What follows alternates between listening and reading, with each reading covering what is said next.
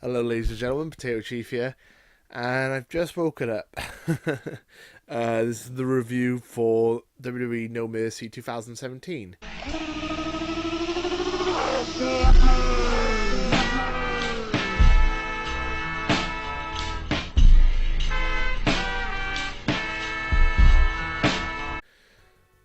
So I'm half asleep. Uh, I was up till 5 o'clock in the morning, watching the pay-per-view and then also uploading it to the internet for you guys, like the reactions. And was it worth staying up till 5 o'clock in the morning? No. As a simple answer, it was. I was pretty disappointed with the pay-per-view in general. I thought the going into the pay-per-view, I was only excited for the two main events, and leaving the pay-per-view, the two main events were the two things that disappointed me. I felt like the rest of the show was great. The two main events were a massive letdown. Considering the potential of those two matches, they both were letdowns. I mean, as simple as that. I've had about 3 or 4 hours sleep, so I'm basically going to do the review here. And then I'll probably go back to bed. But no, I just wanted to go through the pay-per-view briefly. And yeah, so out of the 7 matches I predicted, I had 4 right, 3 wrong. So I'm keeping my just over 50% record going, where I just get over half right, which is what I did at SummerSlam. I'm usually better at predictions than this. Yeah. And in hindsight, the first match was The Miz versus Jason Jordan. And in hindsight, if I thought about that match a bit more, I would have said Jason Jordan was going to lose, Miz was going to win, and then Jason Jordan was going to get a rematch at TLC or something along those lines. So, yeah, the first match was Miz versus Jason Jordan. Good match. Basically, the Miz was the face in this match. Basically, Jason Jordan got booed out of the building. The Miz is not from California. I can't remember exactly where he's from, but he's not from California. But you know, his whole gimmick is that he's a Hollywood guy. So, you know, so he basically, you know, the Miz is from Hollywood, air quotes. So, you know, he got the kind of the hometown response, and he was the face in this match, basically.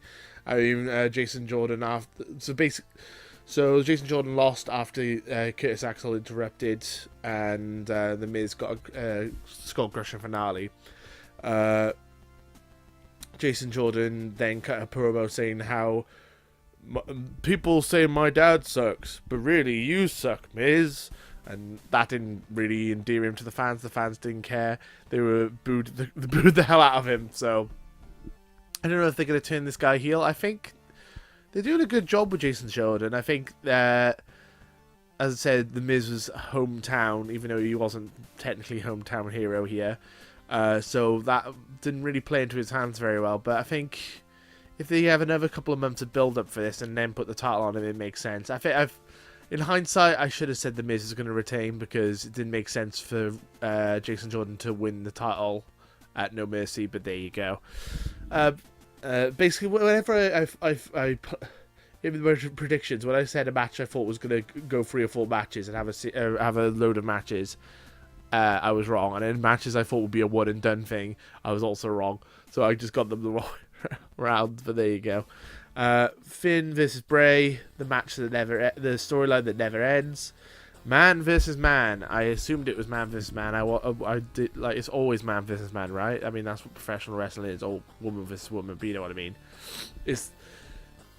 I get it, but it's still weird to call this a man versus man match. It's very odd. Finn got beat up before the match. They were teasing the fact that he might not be able to continue. Oh no, the match is over. He can't compete. And then Bray made him do the Marty McFly thing of, he goes, you're a coward, you know, like Back to the Future, Marty McFly, you're a coward, and then Finn Balor goes, I'm not a coward, and then comes back in. That's the summary of the match, and then Finn Balor eventually won the match. Pretty decent match, probably the best match I've seen between these two guys, actually. I think this is the best match they've done, and I'm hoping this rivalry is done. If they go to TLC and have another match, I'm going to be very disappointed. Yeah, please say this is over. Then the match of the night, was next, which was Seth Rollins, Dean Ambrose versus Sheamus and Cesaro. Definitely match of the night. It stole the show, rightly so. Great match.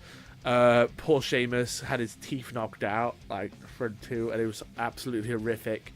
They showed it. I'm not going to show it because WWE showed it enough times. They repeated it in slow motion several times. So they did like a Seth Rollins in a slingshot, which is where he grabs both legs and throws them backwards, and then Sheamus hit his teeth on the metal part of the turnbuckle, and so much blood. I mean, I don't want to see that. That's horrible. I feel sorry for the guy, but it did add to the drama of the match. I think it did add to the match in a weird way. It was nasty though. I'm hoping that he's gonna get some good dental work done and get that fixed, because that was horrible. I feel so sorry for the guy. So that happened. Spot of the night was Sheamus was going for the white noise, and Cesaro got Seth Rollins into a powerbomb position from the top rope, or the second rope, and then he powerbombed. So then Sheamus hit the white noise, and then Cesaro powerbombed Seth onto Dean Ambrose, using Seth as a weapon, which was pretty cool. And then Dean kicked out, which was, I think that should have ended the match, to be honest.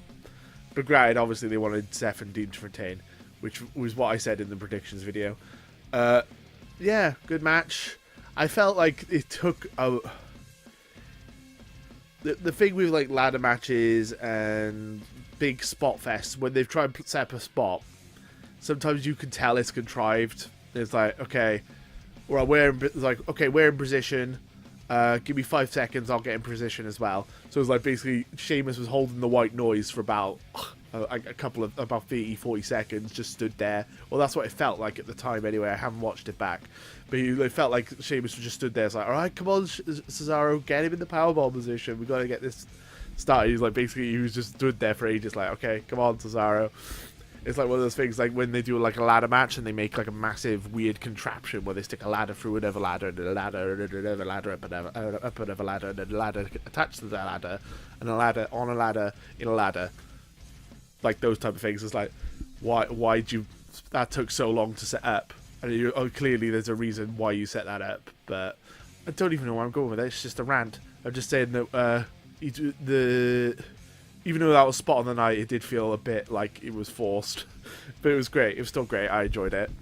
Then, if you're not into tag team wrestling, this would be match of the night. If this is the second best match of the night, it's the women's Fatal 5-Way match. Alexa retained, called that as well. There's no way that Alexa can retain the title. The odds are too vast.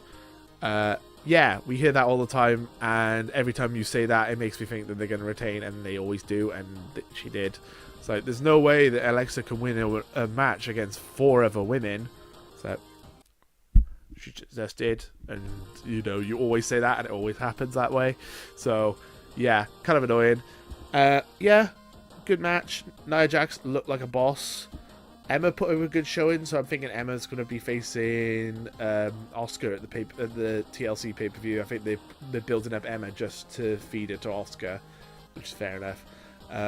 Yeah, they powerbombed Nia Jax to the outside. Bit brutal. It was pretty bad.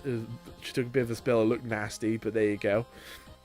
And then this is where the pay-per-view went downhill in a big way. It sucked. The big one. It was horrible. Roman Reigns versus John Cena. Don't like either of these guys very much. They've both been shoved down our throats for the years.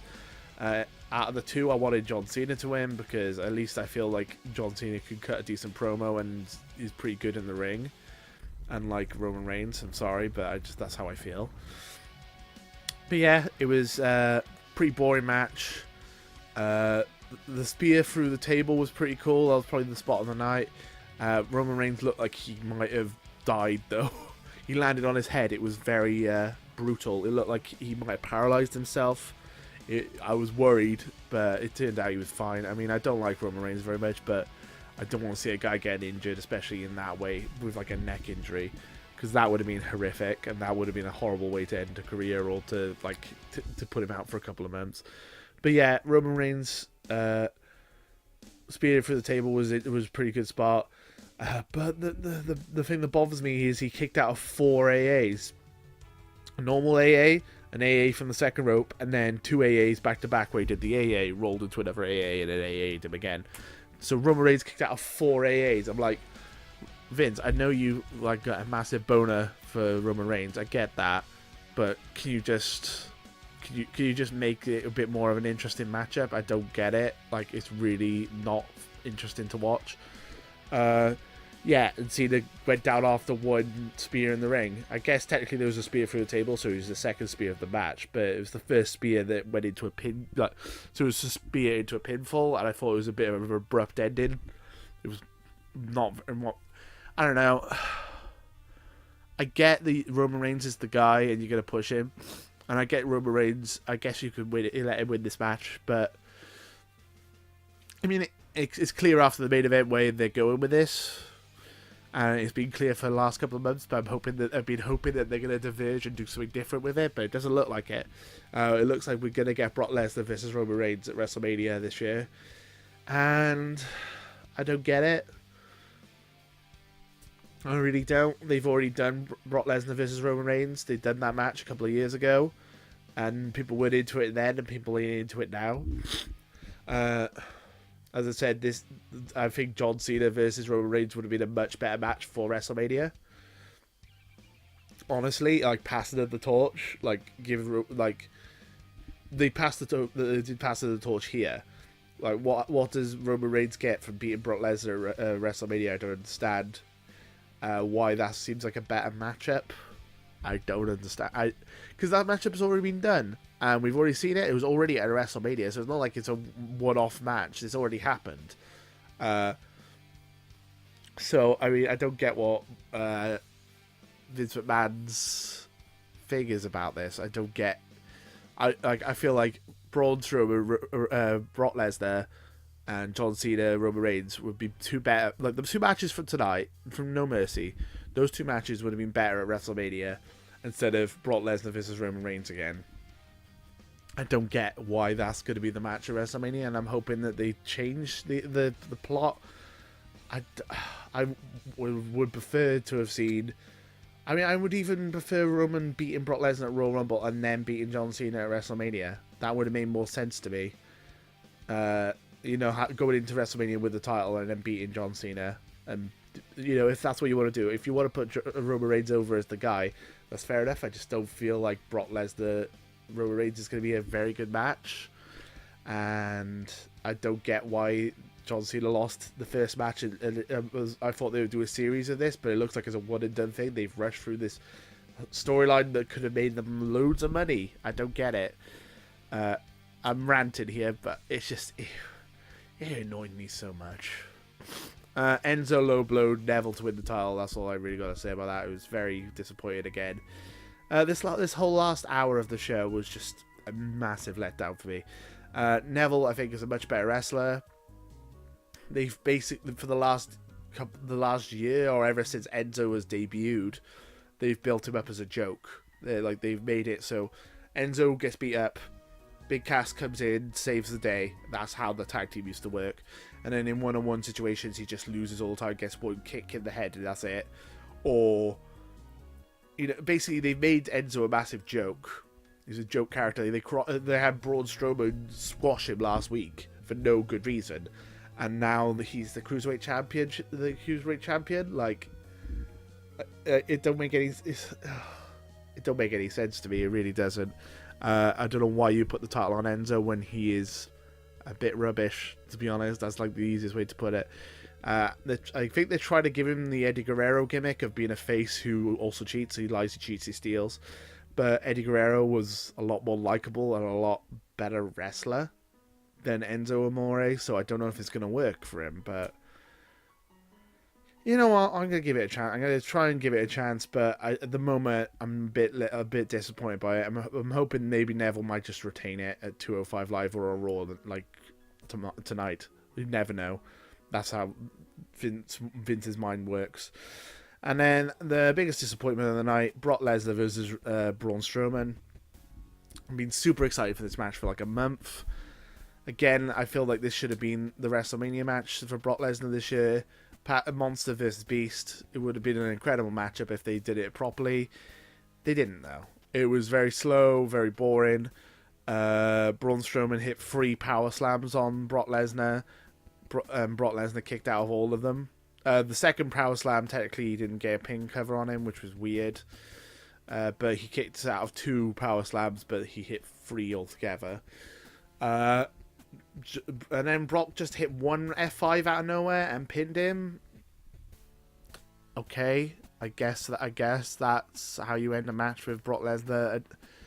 I don't know. I complain about finishes being watered down and people kicking out of them all the time. But it just like, you can make the argument it's like, okay, 1 finisher done, that's good. That's good booking. That's clever. That's well done. But then in the same match, you have the other person doing 4 or 3 finishes, because that happened twice. Roman Reigns and Brock Lesnar both did it. They both kicked out of multiple finishes from their opponent, and then 1 finisher from them won the match. So you're booking the one guy's finisher really, really strong, like super strong, like ridiculously strong, and then you're making the other one's finisher look like crap. Like, the running power slam has been booked really well for months, and then this pay-per-view basically has made it look absolutely useless. And then it's the same, the AA infamous move is now, it just looks like a transitional move.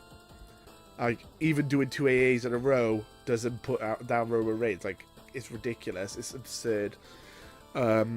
Yeah, I don't get what they're doing with that. I mean, I get it if you want to have 1 finisher win the match, then fair enough. But have John Cena hit 1 AA, or Braun Strowman hit 1 power slam, and then that's it as well. Like, 1, I don't know. It don't make any sense to me that they would have 4 AAs and 1 spear, and then 3 power slams and 1 F5. It doesn't make any sense to me.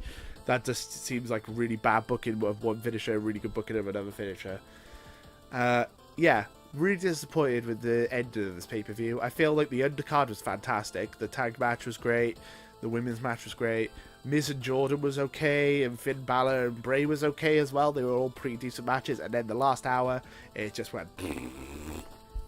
yeah, it wasn't the best pay-per-view I've ever seen. I can't remember how I rank these. I don't know if I give it. I'll give it a score out of 5. We'll go out of 5 out of 5 potatoes. I would give this 2,000 years later. So the tag title match brings it up a bit, but also the disappointment of having these 2 WrestleMania caliber matches, which sucked, brings it right down to. So I'm gonna say I'll give this 2.5 potatoes. I'm gonna give it a dead mediocre, right down the middle, pretty mediocre pay-per-view, considering you had 2 matches that I think should have been at WrestleMania, and it sucked. They both sucked.